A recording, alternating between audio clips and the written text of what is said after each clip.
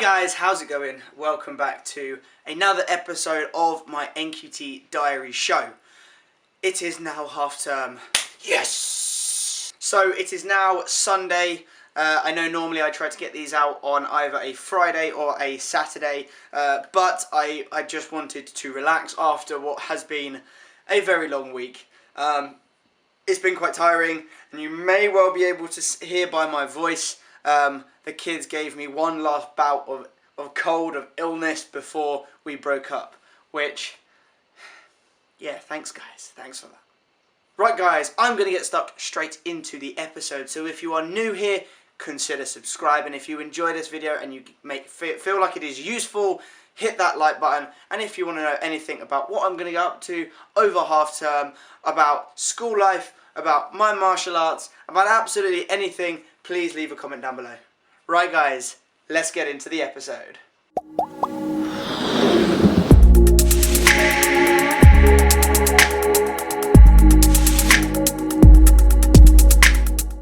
Okay guys, so as you will have seen from my last vlog, and if you haven't watched it, go and check it out. We had SIAMS this week. So for the most part, the beginning part of the week, there was a lot of emphasis on making sure that the classrooms were looking as they should be, ready for the inspection, making sure that the books were fully marked, and making sure that we were completely prepared for Thursday for when the inspector came in and assessed how we were doing as a school. Now, if you don't know what SIAMS is essentially the Christian version of Ofsted. So an inspector comes down and basically assesses whether or not we are doing what we should be, or what we say we will be doing or are doing, to promote good Christian values for the children, to teach RE appropriately, and just for the whole school to follow the core values that we hold. So Monday, Tuesday and Wednesday, there were a lot of making sure that the classroom displays were up and were looking really good. I did a little bit of work with the children about faith and what we do in school, so the charity work we do, why we do it, you know, what reflections we do that all links into our values, and then talking a little bit about where in school they can go if they need to for reflections or for prayer, so that when the inspector came on Thursday, the children, you know, were reminded what we have in school, so that when he asked, and he did, that they would be able to talk a little bit about their faith, a little bit about what we do in school, and to basically make sure those boxes were ticked, essentially. So on Monday and Tuesday, and actually most of Wednesday as well, I was updating and creating my plans for the children that needed them. If you don't know, my plan is essentially a document that the teacher uses alongside the parents and the students to ensure that progress is made. So if a child is struggling in an area of their school life, that could be behaviourally or that could be academically, then the My Plan sets out outcomes and processes that the teacher can do and the students can do in order to help that person, that pupil, progress. So I had about 8 that I needed to fill out. Some were very simple, so if a child was struggling with spellings, for instance, then I needed to write down some outcomes and some objectives that child needs to achieve throughout this next term. And then there are others that are a little bit more advanced because the pupil has more needs. So those were Monday, Tuesday and most of Wednesday's jobs. And then we come on to Wednesday. Wednesday was, as a whole, was fine, as were Monday and Tuesday, to be honest. Wednesday afternoon, we had our staff meeting. So we had our staff meeting, and again, we mostly just discussed what we needed to do in preparation for Thursday, for when SIAMS came in for the inspection. And it wasn't a very long meeting. It was just talking about books, you know, who was going to teach what and when, what the inspector was going to be looking for, and how the day was planned out. So on Thursday our day was planned out because the inspector had objectives throughout the day, and he needed to see certain things and he wanted to observe certain lessons. And so yeah, so we basically just sat there, we chatted about what books we needed to choose, what parents were going to come in to talk to the inspector. So that was Wednesday. And then Thursday, the day itself, the day that SIAMS came in to assess my school. And to be honest, it was actually a really pretty easy day. I had planned for the first morning activity and then for the afternoon work, which was really quite fun, and I will get onto that in a second. Because I am on PPA when RE is taught, a lady that normally teaches it came in to teach the session, and I essentially acted as a bit of a glorified TA, and I supported the children that normally need that extra support. The inspector came in, he observed for 15 minutes, and then he asked a few questions to the children, and then he left. So he was actually very non-intrusive, which was quite nice. He did come into assembly, and we had the Reverend come in and do like a special assembly, which was really nice. And to be honest, it was just everyone was like on their best behaviour. And so yeah, it felt fine. I'm sure for the head and for the governors it was a little bit more stressful because they had to like talk to him, and I wouldn't say he interviewed them, but he asked them lots of questions about what they do in school, and he asked them about what he has seen around the school and things like that. But for me, I felt fairly unintruded. Like, he didn't ask me any questions, he was just very polite, he said hello, and that was as far as it went really. So my experience of SIAMS and the inspection was pretty good. Now, the one thing I would say, and I always believe in being open, honest and transparent with everybody, including the children I teach, is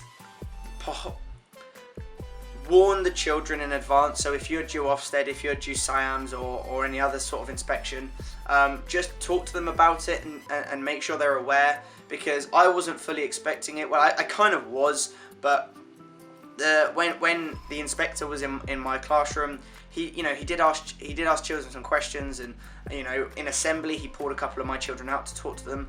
And children, when they are asked by random strangers they don't know for conversations, especially certain children that are perhaps a little bit more nervous than others, it can spook them and it can upset them a little bit. So I made sure that I told them the day before that we had a really special guest coming in to look at RE, and if he asked them any questions, just be honest, just chat with them. He's a very nice guy. I didn't know him, but I wanted to put the children at ease that there was going to be a guy walking around school with like a clipboard looking at what we do, and he wasn't someone to be afraid of. He was just someone to talk to, and if he asked you questions, to respond and to answer honestly. And because of that, it meant that when he was in, they knew who he was.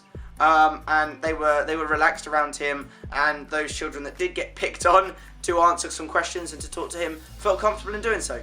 So yeah, if you're watching this, you're either you're a teacher or you're an NQT or you're training, and you know that you've got an inspector coming in, just let your children know what's going to happen, so that it puts them at ease. Now, the way the schedule worked with the inspector was he was coming in the morning to observe the teaching within my classroom. So in the afternoon, I planned to do something really exciting and really fun with the guys, because they had been put through their paces, so to speak, in the morning. So what we did is, as you guys know, if you've been keeping up with this show so far, we have been looking at settlements, and I've been doing lots of experiments with the children, and I thought, why not? Why stop in the last week? Let's do an experiment. So what I did was I tea-stained a piece of paper, and I wrote a letter from a boy called Jake who was stranded on this desert island, and he needed a way of getting off. And the reason it links in is because obviously we're talking about islands, but he needed them to help design a raft that they could get back across the ocean. And we'd obviously spoken about things like tsunamis and rough seas, and so I kind of plugged in that they needed to create this raft that could float on water and that could possibly survive if there were some big waves. And I gave them card, I gave them plasticine, I gave them sticky tape, I gave them glue, and in pairs they had to create and design this raft, and then together I filled a tray of water and we tested to see if they would float. And so after what was quite not an intense but an observed lesson, and they felt a little bit like everyone's eyes were on them, it was really nice for them to let their hair down. They were really engaged. And when they are really engaged, guys, especially if you're doing practical activities, make sure you get the camera out, take some photos, because you really get to see how engaged they are. So it's one thing showing plans and showing work in children's books, but pictures really do capture so many more. As they say, a picture says 1,000 words. And all of the pictures that I've got of them, they're so engaged, they're entranced by the fact that their raft is floating, and the hard work they put in and the design that they've created has worked. So really good idea, give it a go. And then finally we come on to Friday, the last day of term. I was pretty chilled with the last day of term. The children were at boiling point. The first term of school is a long one. It's been 8 weeks, so the children are pretty knackered, the teachers are pretty knackered, and everyone is just ready to have the long deserved break that we all needed. So in the morning, I still wanted there to be a bit of structure to the day because children don't respond well to lack of structure. So in the morning, we still did maths, but I printed them off lots of multiplication times tables worksheets that they could do. So there was like bingo that they could play. There were these sheets that they had to colour in squares to create a picture using their times tables. So they were really engaged in that, and they were having fun with it, and they actually got really engaged in the bingo, which I really liked. So that's something that I know that I want to play again with them in next term. Then for literacy, because it is coming up to Halloween, or because we are a church school, All Saints Day, we did some sort of spooky poems. So I laid out, cross-stitch poems, and I laid out various poem ideas, senses poems on the board, and I got them to be really creative and to think about some sort of spooky poem that they could create. So that was fun. And then after lunch, for a treat, we watched a film. So we cleared all the tables out, I stacked all the chairs so that the room could be cleaned over the holidays. And then we laid pillows and blankets and bean bags all out on the floor. The children sat back. I previously ordered popcorn and crisps about a week ago. So they all had some popcorn, they had some crisps, they laid back, and then we watched How to Train Your Dragon, which was ideal because in the literacy festival that was done in Cheltenham that we went on a few weeks ago, they saw, I think her name is Cressida Cowell. She's the author of the How to Train Your Dragons sort of books, and it's the film has been obviously produced from the book.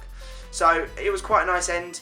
Unfortunately, the children were quite restless. There was lots of talking, and so I was frequently pausing the video to tell them, or the film to tell them to stop talking. So it was a bit of a shame that some children had to be removed from the class because of this, but it was just a nice relaxed way to sort of end the term on Friday.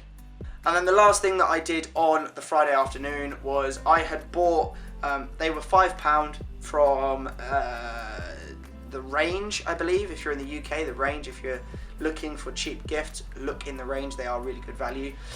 So I bought a couple of boxes for the children that had games in them, and the most well-behaved children there were 2 that I gave away for good behaviour, and then there was a homework one. The homework one was my decision. I'd seen the homework that had been given in to me throughout the term, and I just basically thought, the person who I gave it to, they had produced really good pieces of homework, they'd handled their homework in, and I could just tell they'd spent a lot of time and care over producing it. And then the behaviour, we obviously had the behaviour system that we've got in my class. Whenever the children got to silver or gold, I gave them a raffle ticket, and I basically, obviously if they got to gold and silver more frequently throughout the term, they got more raffle tickets. And then what I did is that I picked the raffle tickets out, called their names out, and the 2 children who got 3 raffle tickets each first, they got one of the gifts. And it were, the children that got it were 2 children that always work really hard and that are always focused and are very polite children in my classroom, so that was really good too. And then on Friday afternoon, they had a spooky disco to wrap it off, where they all got dressed up in All Saints Halloween costumes, and they just had fun with their friends. Term 1 done. Boom. And there we go, guys. So that is my week, last week of term. It's been quite tiring, as you can tell. I'm happy that I have my break now. I'm going to relax. I'm going to see some friends. I'm hopefully going to go out and see the sights. I wanted to go away, but unfortunately the way that my pay has worked, it means I can't afford it. But over Christmas, I'm intending to go away somewhere. So that is the end of my first term as an NQT. It's been a really good start of the year, and I'm looking forward to the next winter term and the lead up to Christmas, which will be really cool.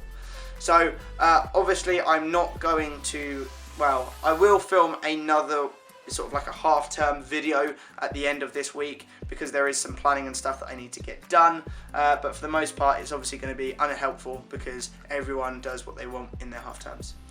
So guys, I'm going to wrap the video up now. Thank you for watching. It's been a good half-term, and if you've kept up with me, brilliant. Thumbs up to you.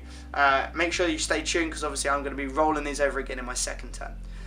If you enjoyed this video, as I said at the beginning, hit the like button. If you want to know anything comment down below, and if you haven't already, consider subscribing. I'm on 70 subscribers, guys, and I appreciate every single one of you, so thank you. Right, I'm going to leave you to it. I'm going to enjoy my day. Have a good one. Peace.